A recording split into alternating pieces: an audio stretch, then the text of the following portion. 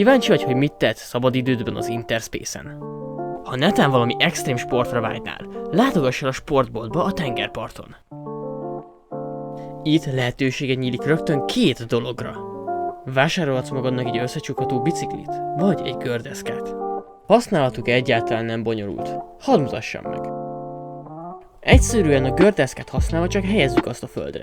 Térkép fölött már meg is jelenik, hogy hogyan tudsz felszállni rá, illetve leszállni róla, illetve felszedni azt a földről. A G betűt lenyomva már fel is szállunk a gördeszkára, és hasíthatjuk az utakat vele. Ugyanígy a G betű lenyomásával tudunk leszállni róla, és az E betűvel pedig fölvenni a földről azt. A bicikli használata sem sokkal nehezebb. Egyszerűen használva a tárgyat, helyezzük azt le a földre. Ezután szimplán felszállunk rá, és mehetünk is. A biciklit a földről az Alt gomb lenyomásával a harmadik szemünkkel tudjuk fölvenni.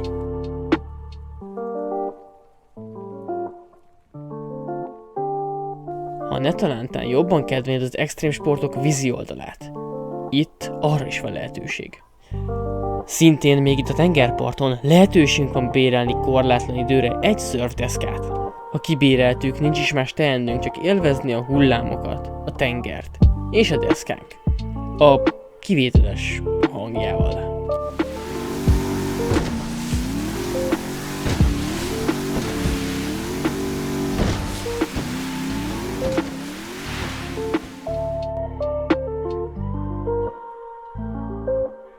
De ha netalántán ezek a tevékenységek nem hoznának lázba, lehetőséged van még más dolgokra is, mint például a bowling.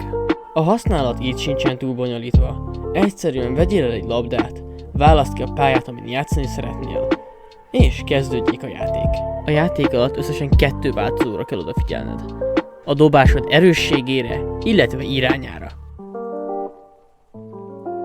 De ha netalántán még így se találtad volna meg az igazit, hadd mutassam meg neked a biliárdot. A játék szinte összes asztalnál képesek vagytok biliárdot játszani.